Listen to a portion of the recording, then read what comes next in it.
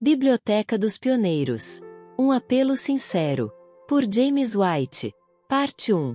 Ao Comitê da Conferência Geral, aos homens escolhidos em Battle Creek, aos comitês das conferências estaduais e aos oficiais das diversas filiais da nossa sociedade missionária e de tratados.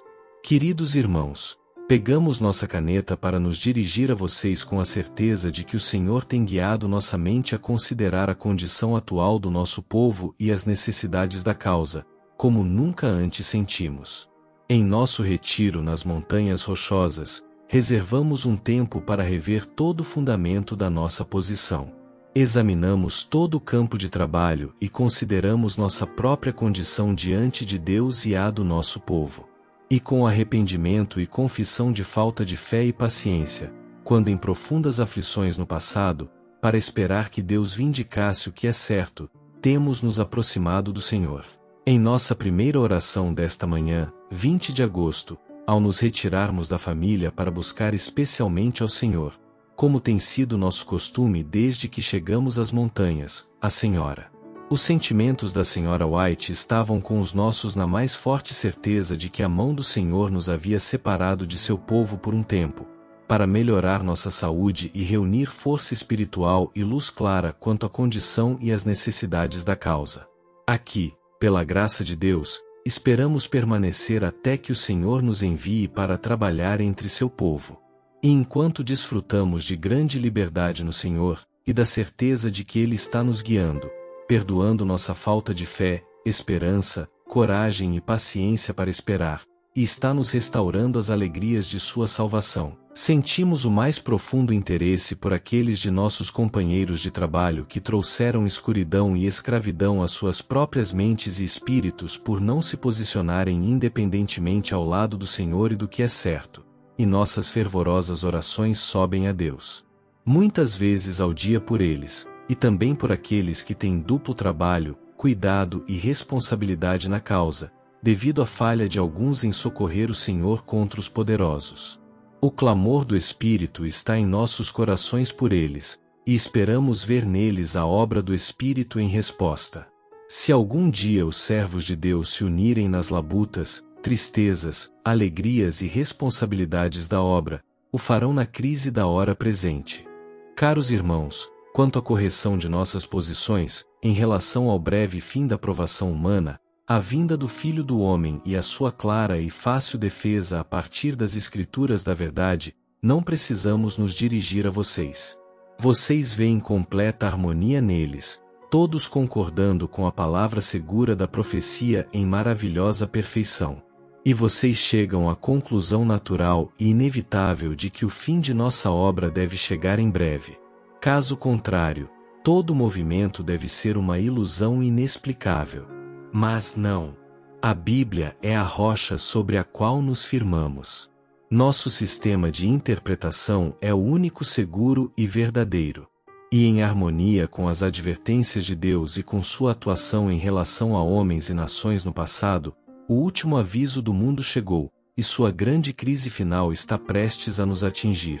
Mas, queridos irmãos, nosso povo está em uma situação terrível diante de Deus. É geralmente admitido que o testemunho da testemunha verdadeira à Igreja dos Laodicenses, Apocalipse 3, versos 14 a 21, se aplica ao nosso tempo e ao nosso povo. E essa posição parece ser habilmente defendida e sustentada por evidências contundentes em reflexões sobre o Apocalipse do irmão Smith. Nossa confiança atual, como povo, de que temos a verdade e de que Deus está conosco, enquanto estamos tão separados dele pelo amor a este mundo, pela autoconfiança e, em muitos, por um ódio decidido repreensão, dá sentido e força à repreensão do Filho de Deus à última igreja. Eu conheço as tuas obras, que não és nem frio nem quente. Eu gostaria que fosses frio ou quente. Então, como tu és morno, e nem frio, nem quente, vomitar-te-ei da minha boca. Porque tu dizes: eu sou rico, e cheio de bens, não tenho necessidade de nada. E não sabes que és um desgraçado, e miserável, e pobre, e cego e nu. Aconselho-te comprar de mim ouro refinado no fogo, para que tu sejas rico, e vestes brancas, para que te vistas, e que a vergonha da tua nudez não apareça, e que unjas teus olhos com colírio, para que possas ver. A todos que eu amo, eu repreendo e castigo. Sê zeloso, portanto, e arrepende-te. Caros irmãos, não nos basta simplesmente admitir a aplicação correta desta repreensão surpreendente a nós mesmos no presente. Devemos ponderar seu terrível significado com cuidado, e deixar que sua terrível ameaça nos mova à ação imediata. Vocês sabem muito bem que em nenhum período de nossa existência, como povo, sua aplicação foi tão enérgica quanto no presente. O Senhor tem apelado ao nosso povo por meio da manifestação do espírito de profecia em nossos dias, em repreensões, advertências e súplicas. Eles foram advertidos dos pecados da cobiça, do amor ao mundo, do egoísmo, do orgulho, da autoconfiança e do amor ao conforto, e da falta de consagração, de abnegação, do amor a Deus e do amor pela salvação das almas. Muitos leram essas repreensões até se cansarem delas e agora as negligenciam. E alguns nutrem ódio por tal testemunho. Esses não veem necessidade de repreensão. Sentem-se seguros de que temos a verdade e de que o Senhor está conosco, e concluem que essas contínuas repreensões e advertências impedem o progresso da causa. Essa visão das coisas e esse espírito estão crescendo entre nosso povo. O amor pelo testemunho puro está diminuindo, e aqueles que ousam falar clara e decididamente contra os erros e pecados predominantes entre nós, tornam-se presas de um amargo espírito de rebelião naqueles que foram frequentemente repreendidos e endureceram a cerviz contra a correção. O engano que paira sobre a mente de nosso povo é terrível. A profecia sobre o último estágio da Igreja de Jesus Cristo, dada em 96 d.C., prevê quase 1800 anos, até 1873, e descreve, com minuciosa exatidão, a condição das coisas entre nós, profere um terrível aviso de rejeição total sem arrependimento zeloso, aconselha o único caminho de escape e, então, em tom de plena benevolência e terna afeição, promete a mais próxima e querida comunhão com Cristo, a todos os que ouvem a voz de advertência e abrem a porta de seus corações com zelo, arrependendo-se dos pecados que os impediram de ter acesso ao querido Salvador. E lembre-se de que este testemunho à Igreja dos Laodicenses é da testemunha verdadeira. É do Filho de Deus. Ele apela ao nosso povo na hora crítica atual.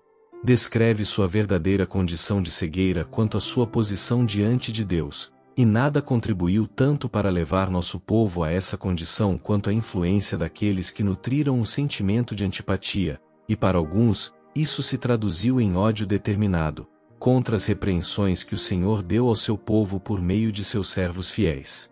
Uma crise terrível está prestes a nos atingir. Um testemunho está amadurecendo entre nós, que encontrará uma resposta calorosa daqueles cuja maior ambição e maior desejo é ser justo diante de Deus. Ele tocará os sentimentos mais ternos de todos aqueles que carregam os fardos da causa, e que suspiram e choram pelos males crescentes entre nós. Este testemunho, em harmonia com o da testemunha verdadeira até o último estágio da Igreja, representando a condição de nosso povo como muito ruim, quando aqueles que estão cegos por seus pecados de omissão e comissão pensam que sua condição é muito boa, não será recebido por todos. Alguns têm cegado os olhos a ponto de não receberem repetidas advertências, e estão tão presos ao espírito de rebelião, que nunca verão as coisas com clareza e sentirão sua condição perdida, até que seja tarde demais para uma reforma completa. A forma como as coisas estão tomando indica fortemente que, o abalo, descrito em Dons Espirituais, volume 1, páginas 183 a 186, pode estar próximo, e que o tempo presente exige um exame minucioso, confissão de pecados e oração fervorosa diante de Deus. Como o volume acima mencionado está fora de catálogo, e fora do alcance de muitos de nós, apresentamos as páginas mencionadas na íntegra. Vi alguns com forte fé e gritos agonizantes, suplicando a Deus. Seus semblantes estavam pálidos e marcados por profunda ansiedade, que expressava sua luta interna. Havia firmeza e grande fervor expressos em seus semblantes, enquanto grandes gotas de suor subiam e desciam por suas testas. De vez em quando, seus rostos se iluminavam com os sinais da aprovação de Deus, e novamente o mesmo olhar solene, sincero e ansioso se fixava neles. Anjos maus se aglomeraram ao redor deles, pressionando suas trevas sobre eles, para bloquear Jesus de sua vista, para que seus olhos pudessem ser atraídos para a escuridão que o cercava, e eles desconfiaram de Deus, e em seguida, murmuraram contra ele. Sua única segurança estava em manter os olhos voltados para cima. Anjos estavam encarregados do povo de Deus, e enquanto a atmosfera venenosa desses anjos maus pressionava os ansiosos, os anjos, que tinham a responsabilidade sobre eles, continuamente batiam suas asas sobre eles para dissipar a densa escuridão que os cercava. Vi que alguns não participavam desse trabalho de agonia e súplica. Pareciam indiferentes e descuidados. Não estavam resistindo à escuridão ao seu redor, e ela os envolvia como uma nuvem espessa. Os anjos de Deus os deixaram e foram em auxílio daqueles que oravam fervorosamente. Vi os anjos de Deus se apressarem em ajudar todos aqueles que lutavam com todas as suas energias para resistir àqueles anjos maus e tentavam se ajudar clamando a Deus com perseverança. Mas os anjos abandonaram aqueles que não fizeram nenhum esforço para se ajudar, e eu os perdi de vista. Enquanto esses orantes continuavam com seus clamores fervorosos, às vezes um raio de luz de Jesus vinha até eles, encorajava seus corações e iluminava seus semblantes. Perguntei o significado do abalo que eu havia visto. Foi-me mostrado que seria causado pelo testemunho direto evocado pelo conselho da testemunha verdadeira aos laodicenses. Ele terá seu efeito no coração de quem recebe o testemunho e o levará a exaltar o padrão e a derramar a verdade direta. Este testemunho direto, alguns não suportarão. Eles se levantarão contra ele, e isso causará um abalo entre o povo de Deus.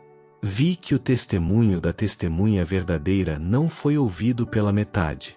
O solene testemunho do qual depende o destino da igreja tem sido pouco estimado, se não totalmente desconsiderado. Este testemunho deve gerar profundo arrependimento, e todos os que verdadeiramente o receberem o obedecerão e serão purificados. Disse o anjo: escutem. Logo ouvi uma voz que soava como muitos instrumentos musicais, todos soando em acordes perfeitos, doces e harmoniosos. Superava qualquer música que eu já tivesse ouvido. Parecia tão cheia de misericórdia, compaixão e alegria sublime e santa. Ela emocionou todo o meu ser. Disse o anjo: olhai. Minha atenção então se voltou para o grupo que eu vira antes, que estava profundamente abalado. Foram-me mostrados aqueles que eu já vira chorando e orando com agonia de espírito. Vi que o grupo de anjos da guarda ao redor deles havia se duplicado, e eles estavam vestidos com uma armadura da cabeça aos pés. Moviam-se em ordem exata, firmes como uma companhia de soldados. Seus semblantes expressavam o severo conflito que haviam suportado, a luta agonizante pela qual haviam passado. No entanto, suas feições, marcadas por severa angústia interna, brilhavam agora com a luz e a glória do céu. Eles haviam obtido a vitória, e isso lhes despertava mais profunda gratidão e uma alegria santa e sagrada. O número deste grupo havia diminuído. Alguns haviam sido sacudidos e deixados pelo caminho. Os descuidados e indiferentes que não se juntaram àqueles que prezavam a vitória e a salvação o suficiente para agonizar, perseverar e implorar por elas, não as obtiveram, e foram deixados para trás na escuridão, e seus números foram imediatamente completados por outros que se apegaram à verdade e se uniram às fileiras. Ainda assim, os anjos malignos os cercavam, mas não podiam ter poder sobre eles. Ouvi aqueles vestidos com a armadura falarem a verdade com grande poder. Ela teve efeito.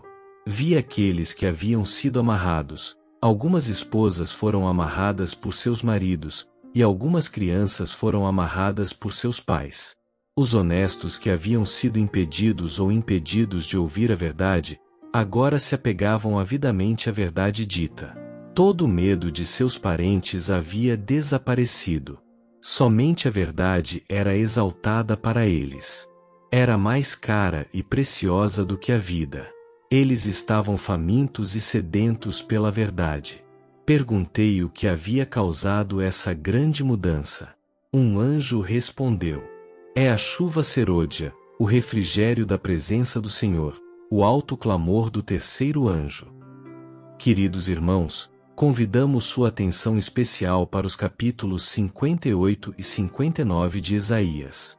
Sugerimos que há fortes evidências de que o capítulo 58 tem uma aplicação clara e convincente para o nosso tempo, para a nossa condição e para o nosso dever. Este capítulo abre com a injunção: clama em alta voz, não te detenhas, levanta a tua voz como a trombeta e anuncia ao meu povo as suas transgressões e à casa de Jacó os seus pecados. O profeta então descreve o povo do Senhor como formal em suas devoções religiosas. Eles buscam o Senhor com oração e jejum, mas não com aceitação. E murmuram porque o Senhor parece não aceitar suas devoções. O Senhor então mostra que eles são defeituosos em suas obras, como a razão pela qual seus serviços de boca e seus jejuns não são aceitáveis a Ele. Ele repreende sua cobiça e opressão, e lhes ensina uma lição de benevolência e amor, que se manifesta em atos nobres, semelhantes aos de Cristo. E nos versículos iniciais do capítulo 59, ele dirige essas palavras ardentes e inspiradoras de esperança aos pecadores formais, hipócritas e enganados em Sião. O Senhor o chamaria, mesmo de joelhos e de seu jejum devoto, para considerarem os fatos do caso, de grande importância, como segue. Eis que a mão do Senhor não está encolhida, para que não possa salvar, nem o seu ouvido, surdo, para que não possa ouvir. Mas as vossas iniquidades fazem separação entre vós e o vosso Deus, e os vossos pecados esconderam o seu rosto de vós, de modo que não vos ouça. Se os pecados mencionados nestes versículos forem apontados no capítulo anterior, então concluímos com segurança, e por necessidade, que o grande pecado do povo de Deus neste momento é acumular egoisticamente as coisas boas desta vida, negligenciando a liberalidade que Deus requer. Nessa negligência do dever, o jejum e as orações não são aceitáveis aos seus olhos. O ouvido do Senhor não está encolhido, nem a sua mão encolhida, mas ele não responderá às suas orações, nem estenderá a mão para livrá-los, até que abandonem os seus pecados. Quando fizerem isso, ele se manifestará a eles gloriosamente. Quem tem um registro limpo no céu? Todos os nossos pecados estão registrados nos livros do alto. E é obra do Espírito Santo gravar na mente dos pecadores em Sião os próprios pecados que estão escritos contra eles e que os separam de Deus. Queridos irmãos, deveríamos nos maravilhar, reclamar e murmurar porque Deus não responde às nossas orações graciosamente, quando, se ele as respondesse, teria que fazê-lo com base em um registro de pecados não confessados nos livros do alto. Em vez disso, examinemos atentamente nossos corações e vidas, e se Deus, em misericórdia, fala do céu e aponta nossos pecados, devemos ser as pessoas mais gratas que existem, e devemos nos humilhar grandemente, arrepender-nos zelosamente e orar fervorosamente para que o Espírito Santo traga à nossa mente os próprios pecados que estão escritos contra nós nos registros celestiais, para que possamos abandoná-los se nos aproximar do Senhor.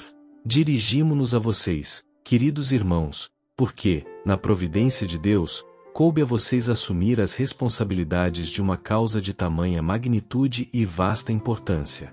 É justo que nosso povo conte com vocês para liderar a causa da verdade presente. Se a sua fé for fraca e suas visões e planos quanto à extensão da obra e aos meios a serem imediatamente empregados para seu avanço forem limitados, os deles serão. Se vocês se levantarem, apoiando-se em uma fé consistente, e liderarem com planos, caminhos e meios em harmonia com a posição professada dos adventistas do sétimo dia, os verdadeiros e os bons de coração o seguirão.